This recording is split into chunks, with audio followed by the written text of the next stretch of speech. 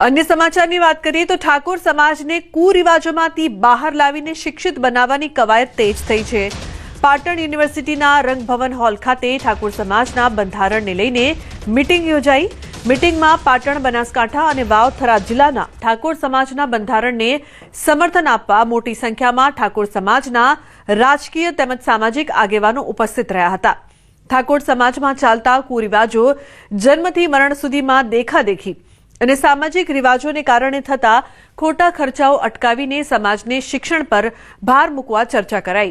આ મીટિંગમાં સાંસદ ગેનીબેન ઠાકોર, ધારાસભ્ય દિનેશજી ઠાકોર, પૂર્વ ધારાસભ્ય ચંદનજી ઠાકોર સહિત રાજકીય તેમજ સામાજિક આગેવાનો ઉપસ્થિત રહ્યા હતા। તેમજ ઉપસ્થિત ઠાકોર સમાજના આગેવાનોએ સમાજનું બંધારણ સ્વીકારવા પ્રતિજ્ઞા લીધી હતી। ઉપરાંત આવનારી 4 જાન્યુઆરીના રોજ ઓગણેજ ધામ દિયોદર ખાતે 3 જિલ્લાના ઠાકોર સમાજનું બંધારણ મહાસંમેલન યોજાશે, જ્યાં સમાજના નવા બંધારણ અમલમાં મુકાશે અને આ બંધારણને અમલ કરાવવા દરેક તાલુકા કક્ષાએ સંકલન સમિતિ પણ બનાવાશે।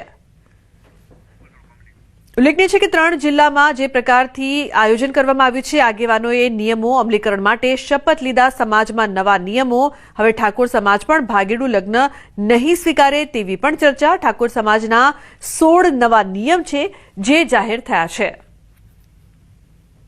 કુરિવાજો હોય, વ્યસનો હોય, તમામ પ્રકારની જે બદીઓ ગણાય એ બદીઓને નાથવા માટે એક જ રામબાણ ઇલાજ હોય તો શિક્ષણ। અને શિક્ષણ ક્યારે આવે કે સમાજ સમજણો થાય અને આર્થિક સદ્ધર થાય, નાના મોટા ધંધા રોજગાર કરે અને બીજા બધાની મજબૂરીમાંથી નીકળે, એટલા માટે કરીને આ સમાજને માર્ગદર્શન આપવાના છે।